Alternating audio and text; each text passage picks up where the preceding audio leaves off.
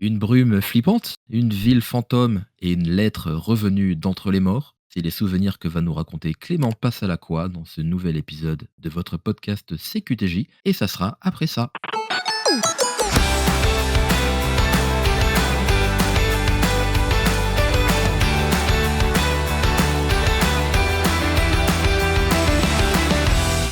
Bonjour à toutes et à tous et bienvenue dans ce nouvel épisode de CQTJ, le podcast qui vous partage souvenirs et anecdotes autour de la thématique du jeu, quelle qu'elle soit, hein, vous le savez, jeux vidéo, jeux de société, jeux de rôle, jeux de cartes, enfin tout ce qui fait attrait au jeu au final.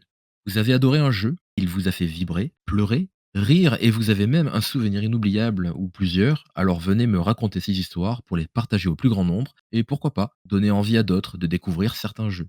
Je suis Joël, votre hôte depuis déjà 65 émissions, et je suis à chaque fois heureux de découvrir tant de nouvelles histoires. Nous sommes le mardi 26 novembre, on attaque bientôt la dernière ligne droite avant les fêtes de fin d'année. J'espère que vous allez tous bien, et sans plus tarder, lançons-nous dans ce nouvel épisode.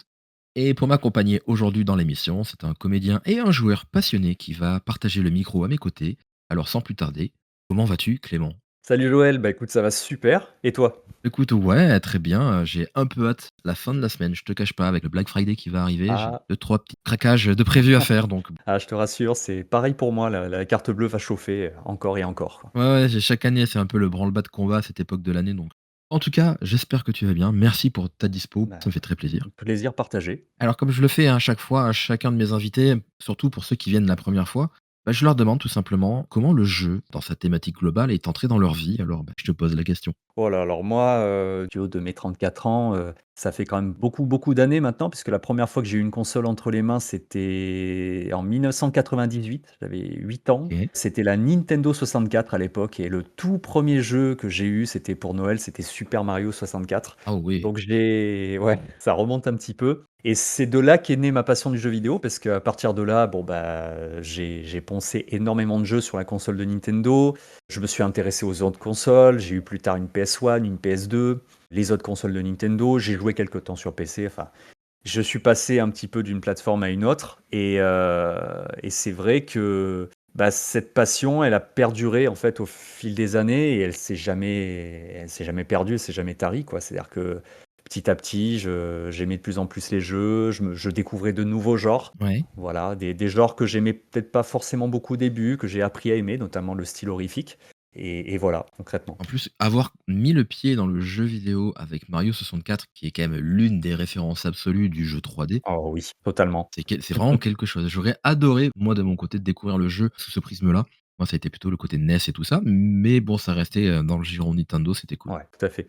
J'ai grandi avec Nintendo justement, toutes les licences un peu Mario, après il y a eu Banjo-Kazooie, il y a eu tous ces jeux-là là qui m'ont passionné pendant des heures où je sais que Ouais. même mes parents étaient obligés de mettre un comment on appelle ça? Un truc qui faisait en sorte que tu jouais 1 heure puis bim la console s'arrêtait quoi. Ah ouais, genre le timer chronométré et tout ça, ouais. Le timer chronométré sinon j'étais incapable de m'arrêter quoi. En même temps, c'est vrai qu'1 heure, ça paraît beaucoup, mais quand on est plongé dedans, c'est tellement peu. Ah oui, tu vois pas le temps passer selon les jeux.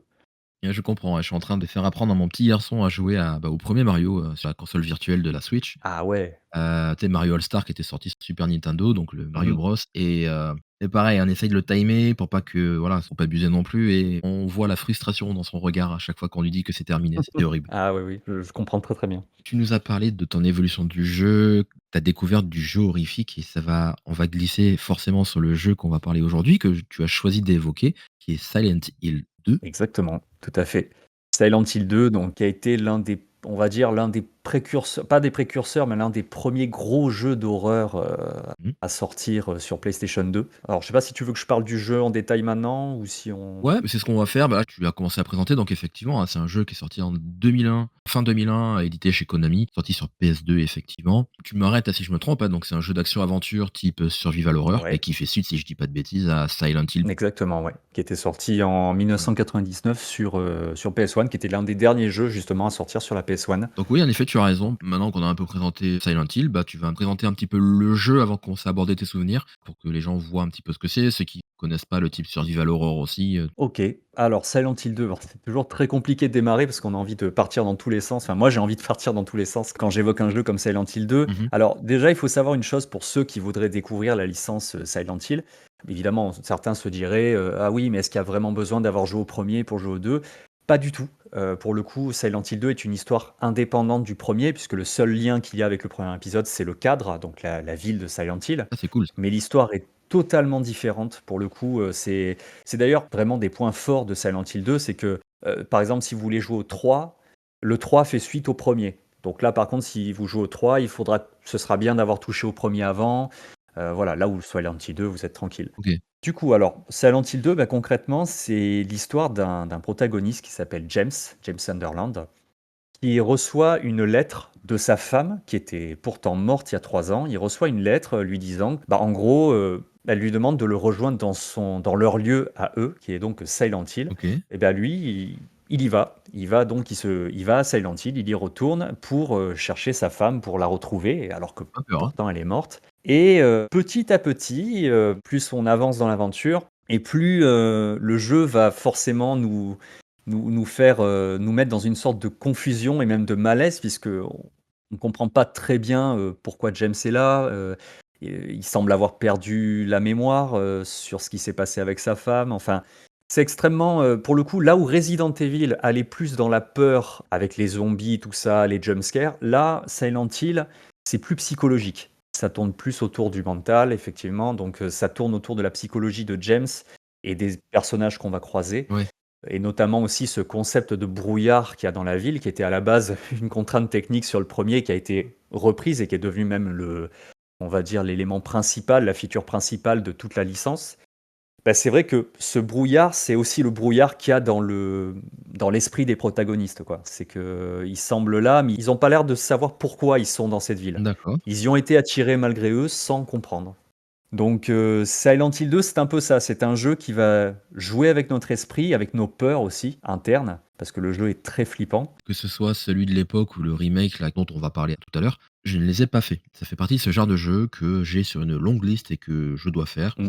Or déjà, pour moi, spoiler Silent Hill, c'est un jeu qui a 25 ans bientôt. Que tu révèles des trucs, moi, ça m'est égal, même si le remake vient de ressortir. Mmh. Par contre, oui, je peux comprendre vraiment que le jeu joue avec les angoisses, avec le suggéré et mettre les gens tout le temps en alerte, bah, qu'ils restent toujours sur leur garde, quoi. Bah, d'autant que pour l'époque, quand même, c'était incroyable d'avoir une écriture comme celle de Silent Hill 2, parce que quand on se remet dans le contexte de l'époque, donc en 2001, des jeux comme ça, avec un scénario qui aborde autant de sujets matures, parfois même presque malsains, c'est vrai qu'il y en avait vraiment très peu. Je crois même qu'il n'y en avait quasiment pas, quoi. Donc c'est vrai que quand tu avais une PlayStation 2 et que tu jouais à Silent Hill 2, tu découvrais presque un nouveau genre. Même si tu avais joué à Resident Evil ou d'autres jeux horrifiques qui étaient sortis avant, Mmh. tu découvrais une autre façon de voir l'horreur, en fait. C'était passionnant. Alors moi, c'est pas un jeu que j'ai découvert, en 2001, je l'ai découvert 3 ans plus tard. D'accord. Je l'ai découvert un peu sur le tard, mais je sais que ça a été mon entrée, dans la licence Silent Hill, ça a été justement par le 2. J'ai commencé par lui et après j'ai tellement aimé que je suis parti sur le 1, le 3, le 4 et les autres. Ouais. Mais je sais qu'à l'époque où je l'ai fait, c'est juste, indescriptible, en fait. Il m'a laissé un souvenir et je l'ai fait qu'une fois pourtant. Enfin, je l'ai refait récemment, juste avant que le remake sorte, mais je l'avais fait qu'une fois, je n'y ai pas retouché, en fait. J'ai pas eu besoin parce que c'est un jeu qui est toujours resté un peu dans ma mémoire, dans mon esprit Ouais. et ça fait partie de ces jeux-là, tu sais, des fois où même pour citer des jeux plus récents comme par exemple les The Last of Us ou Plague Tale, Mmh. qui sont des jeux en fait excellentissimes, mais qui sont viscéraux et du coup, c'est vrai que c'est très compliqué de les refaire parce que le jeu t'a donné tellement de sensations différentes que des fois, t'as pas trop envie de te replonger dedans. Tu préfères garder les souvenirs que tu as eus, tu vois? C'est vrai. Voilà. Enfin, je sais pas si tu comprends ce que je veux dire, c'est vraiment Ah si, si, absolument. Tu as tellement vécu des choses intenses, mais que faut refaire le jeu, tu sais que tu vivras pas les mêmes choses. Donc c'est juste refaire pour voir une histoire, en fait, c'est exactement. ouais, tu as envie de bâcler un petit peu le truc parce que tu sais ce qui va se passer, donc tu es moins dedans et alors que la première impression, elle est toujours la puissante et la plus forte. Exactement. C'est tout à fait ça. Il y a un truc, moi, sur lequel je suis extrêmement sensible, sur la plupart des jeux, hein, c'est la musique. Et je sais que le compositeur de Silent Hill, qui s'appelle Akira Yamaoka, c'est le même compositeur qui a fait l'intégralité de tous les Silent Tout à Hill. fait, ouais. Alors j'imagine que c'est pas pour rien, mais je voudrais bien que tu nous parles un petit peu des ambiances et des musiques. Alors, Parler des musiques dans Silent Hill, c'est pareil, ça fait partie de, quand on évoque Silent Hill, de toute façon, on pense, enfin, moi, je sais que l'un des noms qui me vient, c'est Yamaoka, effectivement, parce qu'elles sont puissantes, en fait. Elles sont à la fois, elles vont dégager une ambiance qui est propre à chaque scène du jeu, notamment une scène très importante dans le jeu, bon, que je vais pas spoiler, mais Ouais. où James va réellement découvrir ce qui s'est passé avec Marie, 3 ans auparavant. Et La musique qu'il y a sur cette scène-là, elle est juste incroyable parce qu'elle donnerait presque envie de pleurer alors que la scène, enfin, je sais pas, on était sur PlayStation 2, tu vois? Enfin, et c'est vrai que techniquement, bon, si on a le regard d'aujourd'hui, c'est sûr que ça peut paraître un peu plus vieux, mais je sais que moi, à l'époque, ça m'avait presque mis les larmes aux yeux, quoi. J'ai tellement la musique, je trouve qu'elle apportait encore plus, elle avait un impact encore plus fort sur la scène qu'on voyait, quoi. Et c'est vrai que, du coup, Yamaoka était, le compositeur de tous les Silent Hill. Alors, presque tous, parce que, alors là, par contre, je sais pas si ce que je vais dire est vrai, parce que j'ai moins de connaissances sur les épisodes 5 et 6 qui étaient, sortis plus tard et qui étaient développés par des studios occidentaux. Je crois que c'était également lui qui avait fait la musique, mais c'était peut-être, bah, en tout cas, ça m'a moins marqué. ouais, Ça m'a beaucoup moins marqué, mais en tout cas, sur les épisodes principaux et sur le remake également, c'est bien, Akira Yamaoka qui est derrière et c'est vraiment un virtuose et c'est vrai que, d'accord, ouais. déjà, écouter les musiques comme ça, tout seul, sans avoir fait les jeux, déjà, tu vas te dire: «Ah ouais, c'est superbe, c'est magnifique, instrumentalement parlant, c'est super beau».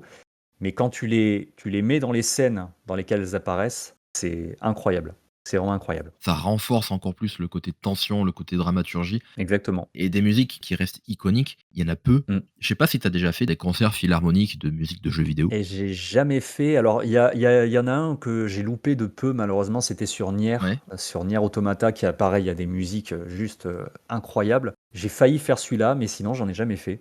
Toi, tu as déjà fait? Ouais, j'en ai eu fait, 1 ou 2 et c'est vrai que, je dis ça, c'était il y a peut-être, bien 10 ans en arrière. Et il y avait du, bah, Silent Hill 2, il y avait du Uncharted, tu avais tous les grands jeux qui ont, bercé un petit peu, les années 2000 à 2015 quoi et Mmh. Warcraft et c'est là qu'en fait tu te dis: «Mais pour qu'une musique arrive à être, jouée dans ce genre de concert-là, Ouais. elle a dépassé son simple statut de musique, attitrée d'un jeu».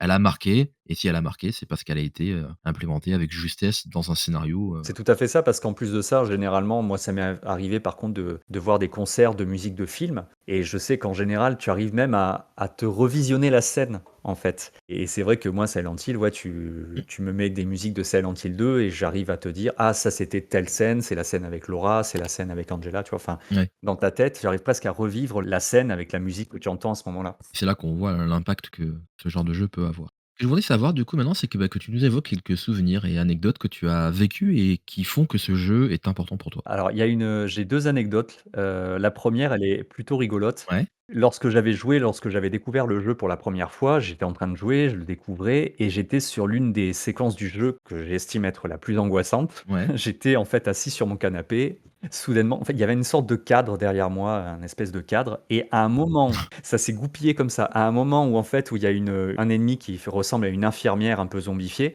qui arrive et qui m'a fait un jump scare dans le jeu. J'ai le cadre derrière moi, derrière le canapé qui est tombé, qui s'est cassé la gueule. Et je m'en souviendrai parce que j'ai mis le jeu sur pause, presque fait voler la manette tellement, le combo entre le jump scare dans le jeu et le cadre qui se casse la gueule derrière moi, ça m'a fait sursauter, mais comme rarement j'ai sursauté devant un jeu. ah ouais, tu m'étonnes, mais en fait, tu devais être dans un salon possédé, hein, après si ça se trouve, hein. Ben peut-être, peut-être. J'ai failli me dire, mais peut-être que l'esprit qui est regardé, il jouait au jeu en même temps, il s'est dit: «Tiens, je vais lui faire une frayeur à ce moment-là», et bah, s'il l'a fait, il a réussi. Bravo à lui. Ah ouais, j'imagine le coup de flip, quoi. Ah ouais, ouais, du haut de mes 14 ans, j'ai pas fait le fier là, crois-moi. Ah ouais, tu m'étonnes.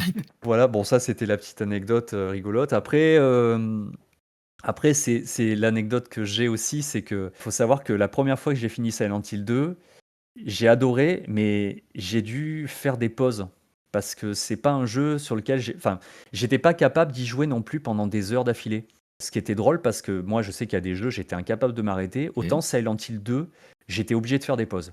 Parce que c'était, on va dire, je commençais le genre horrifique et j'étais pas, non plus, comme je le suis maintenant, vraiment un aficionados, du genre.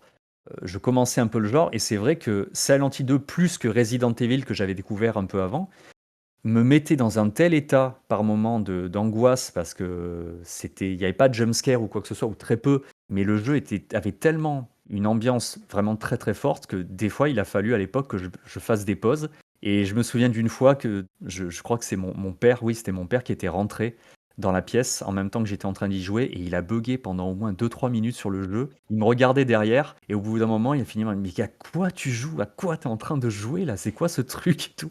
Parce qu'il était habitué à ce que je joue à des jeux beaucoup plus colorés, beaucoup plus, «mignons» entre guillemets et là, il m'a vu jouer à ça et et lui-même, il en revenait pas. Pendant 2-3 minutes, il a buggé et il s'est demandé ce que je faisais, quoi. Et finalement, tu l'as converti ou après non, il est passé à autre chose? Non, pas des bah, en fait, je viens pas d'une famille vraiment très, gameuse. Je sais que Ouais, je jouais beaucoup avec mes cousins, notamment mon cousin qui a le même âge que moi, on a découvert des jeux ensemble, notamment Resident Evil et certains autres jeux, les Prince of Persia. Je n'ai jamais joué à Silent Hill avec lui, mais autrement, mon père, non. Mon père, c'était pas un gamer, OK. pas du tout. Ma mère non plus, ma sœur non plus, il y avait que moi. D'accord, très bien.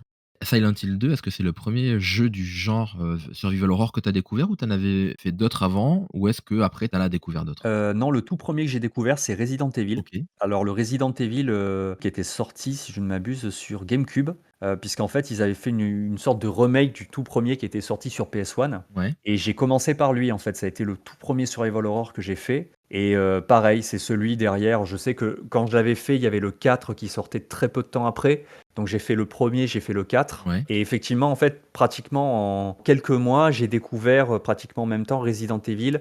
Resident Evil 4, Silent Hill 2. Après, j'ai réenchaîné sur Resident Evil 2, Resident Evil 3. Enfin, en fait, je m'en suis fait un bon paquet en quelques mois, ouais. d'un coup, quoi. Mais le tout premier, non, c'était le Resident Evil, le premier. D'accord, On dit souvent, oui, Silent Hill, Resident Evil, mais en fait, en réalité, les 2 licences sont très différentes. Elles ont quelques similarités, sur le gameplay, mais les 2 licences sont très différentes dans leur façon de raconter l'histoire. Là où Resident Evil, on va dire que c'est plus, action série B, on va dire, avec des histoires de zombies. Silent Hill, vraiment a une histoire beaucoup plus profonde parce que tous les ouais, épisodes, pas seulement le 2, sont vraiment centrés sur leur protagoniste. En fait, c'est toujours une histoire qui est, centrée sur le protagoniste de l'histoire. Donc, pareil dans le 3, pareil dans le 4, le premier aussi. ouais. C'est le protagoniste qui fait l'histoire et c'est pas comme dans Resident Evil, le protagoniste qui essaie de survivre à une situation, qui presque le dépasse comme, bon évidemment ce qui se passe dans Resident Evil, le fait que la ville entière soit infectée de zombies, c'est beaucoup plus psychologique dans Silent Hill et beaucoup plus tourné sur le héros. D'accord. Début octobre 2024 sort le remake ou remaster, je sais pas, C'est un de remake. Silent Hill 2, bah, donc le remake. Ouais. Ça fait à peu près un mois et demi maintenant que c'est sorti. Tu as mis la main dessus. Est-ce que tu peux nous en dire 2 mots sur un petit peu ton Mmh. ressenti par rapport à la version originale et celle de 2024? Eh bien écoute, moi j'avais une pleine confiance dans les développeurs qui développaient le remake, parce que justement j'avais beaucoup aimé leurs précédents jeux, notamment The Medium. Donc j'avais, vraiment une confiance aveugle en ce studio et ils m'ont absolument pas déçu puisqu'au final ils ont réussi, je trouve un tour de force, c'est qu'ils ont réussi à, comment dire? À moderniser, mais en même temps à bonifier encore plus le chef-d'œuvre qui était Silent Hill 2. Parce qu'ils ont fait un remake qui est vraiment, vraiment extrêmement fidèle. Ouais, C'est-à-dire qu'il y a beaucoup de choses, même dans certaines répliques qui sont globalement les mêmes. Donc ils ont été extrêmement fidèles, mais tout ce qu'ils ont modifié et même un peu rajouté, notamment dans les énigmes et certaines situations, eh bien, ça embellit encore plus l'œuvre d'origine. C'est-à-dire que pour le coup, moi en plus de ça, ce que j'ai fait, c'est que j'ai refait l'original et j'ai fait tout de suite après le remake oui, et au final, je j'ai pas peur de le dire, le remake est encore meilleur que le jeu d'origine. C'est-à-dire que vraiment, ils ont réussi à faire un jeu qui a tout amélioré. Pas seulement, le gameplay, mais même l'histoire. Il y a certaines séquences qui sont encore un peu plus, OK, travaillées, où ils ont un peu plus, ils sont allés un peu plus loin, ils sont allés gratter un tout petit peu plus loin, sur certains personnages et ça fonctionne encore mieux. Donc oui, pour le coup, OK. moi, si on devait découvrir Silent Hill 2, je conseillerais quand même de faire l'original pour découvrir l'œuvre d'origine, mais le remake, c'est une masterclass, vraiment. Ah bah, c'est bien, bah, donc du coup, ça rajoute une profondeur à l'univers, original, donc c'est à faire absolument selon toi. Pour le coup, ouais, ce remake, je pense qu'il faut le faire et puis même potentiellement si on n'a jamais trop joué à Silent Hill avant, même quelqu'un qui aurait pas envie de se lancer dans l'original, j'aurais envie de lui dire: «Bah, lance-toi dans le remake» parce que pour le coup, c'est tellement fidèle que tu découvriras vraiment l'histoire de Silent Hill 2, l'histoire d'origine, dans ce remake avec un gameplay moderne, avec, une technique et des graphismes absolument, sublimes parce que là, pour le coup, techniquement, le jeu est vraiment très, très propre, très beau. Ouais, Non, c'est un remake vraiment de qualité et puis ça permet enfin, à Konami de faire revenir la licence parce que,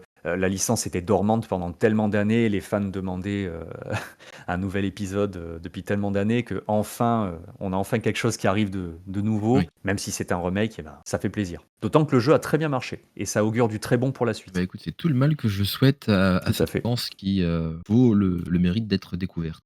Est-ce que tu pourrais me définir Silent Hill 2 en 3 mots seulement? Ouh, en 3 mots. Ah ah, alors attends. Eh oui. Angoissant, profond, heu, angoissant, profond Ouais. et psychologique. En même temps, ça illustre tout ce que tu as dit dans l'épisode, donc très bien, écoute, je prends. Bah, en tout cas, merci pour tes chouettes moments partagés autour de ce jeu. Bah, je t'en prie. Maintenant, si tu le veux bien, la parole est à toi.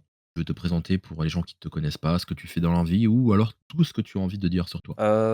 Oui, alors, bah, écoute, comme tu l'as dit un petit peu au début, je suis à la fois, comédien et je suis aussi vidéaste donc, alors je parlerai pas trop de la partie comédien parce que c'est on va dire que c'est en cours, mais, disons que sur la partie vidéaste depuis le début de l'année, donc depuis janvier 2024, j'ai créé ma propre chaîne YouTube Gaming, qui s'appelle donc Oniclems OK, et dans laquelle, je fais toutes sortes de vidéos. Alors il y a un peu de tout, il y a de la découverte de jeux un petit peu indépendants, il y a des tests dans lesquels, je fais un peu plus, une écriture un peu plus travaillée et je me mets aussi un petit peu en scène, donc à travers certaines séquences, qui sont en rapport avec le jeu que j'aborde et dans lequel j'essaie de faire une petite mise en scène sympa pour, coller un peu à ma passion également de l'acting.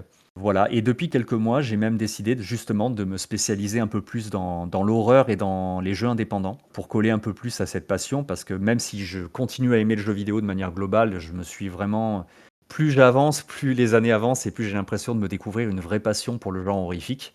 Donc c'est pour ça que j'ai voulu un petit peu plus me spécialiser et donc la chaîne s'est un peu plus spécialisée là-dedans.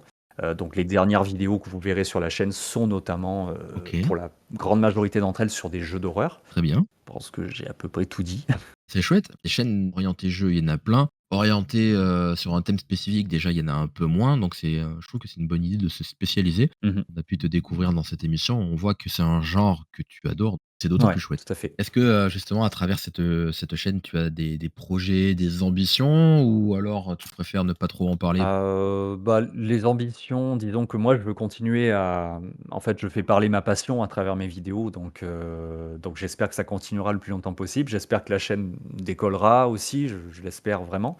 Ouais, En tout cas, j'essaie de vraiment de transmettre toute, ma passion à travers mes vidéos, parce que j'y passe pour la plupart pas mal de temps dessus. Les projets, ben, je sais que j'aimerais diversifier un peu, mais quand je dis diversifier, c'est j'aimerais, potentiellement, par exemple, créer une série, un peu plus travaillée en termes de mise en scène, dans laquelle j'essaierai peut-être de continuer à parler de jeux vidéo, mais tout en faisant une mise en scène un peu plus, avec un peu plus de moyens peut-être même plus d'acteurs aussi pour m'accompagner, d'autres youtubeurs. OK. Ouais, disons que si j'avais des projets, oui, ce serait plus ça, c'est essayer de grandir, mais grandir grâce un peu à une communauté, grâce aux autres, en fait. Voilà, pas moi tout seul dans mon coin, mais essayer, voilà, de faire des vidéos qui impliquent plus de gens, des amis, des copains, des gens que j'apprécie, des gens avec qui, le feeling passe, voilà, pour les faire participer à des vidéos, à des projets un peu filmés comme ça avec de l'acting. Voilà, concrètement, c'est ce vers quoi je tends. C'est un chouette projet et sincèrement, je te souhaite, tout le meilleur que tu puisses avoir. Bah, je te remercie. Est-ce qu'on peut te retrouver, quelque part sur les réseaux, hormis ta chaîne YouTube? Oui, je suis sur, Instagram, je suis sur Twitter depuis peu, je suis sur Facebook. Je mettrai de toute façon pour les gens tes liens dans les notes de l'émission. Notes de l'émission qui, je le rappelle, on peut les Mmh. retrouver, sur le site de mon hébergeur, Podcastix. Il y a une section de notes et vous retrouverez tout là-dedans. Sinon également sur, cqtj.fr, vous retrouvez, les notes et les liens relatifs à mes invités et voilà et si vous voulez voir un petit peu les réseaux de l'émission «C'est quoi ton jeu?», il y a Blue Sky également, cqtj.fr et tout un tas d'autres réseaux, que vous pourrez retrouver. Eh bien écoute, merci énormément Clément de t'être prêté au jeu. Merci beaucoup à toi, c'était un vrai plaisir d'échanger avec toi. Plaisir partagé. Je te tiens au courant pour la suite. Je te souhaite aussi un peu en avance de belles fêtes de fin d'année. Un bon, comme on disait au début, Black Friday qui arrive. Exactement, à toi aussi, ouais. Et puis je te dis à très très vite. Eh ben, merci, à très, très vite, Joël. Et nous, on se donne rendez-vous dans 2 semaines. Alors d'ici là, portez-vous bien. Et n'oubliez pas hein, qu'on a tous au moins un jeu qui nous a marqué. Et vous, c'était lequel?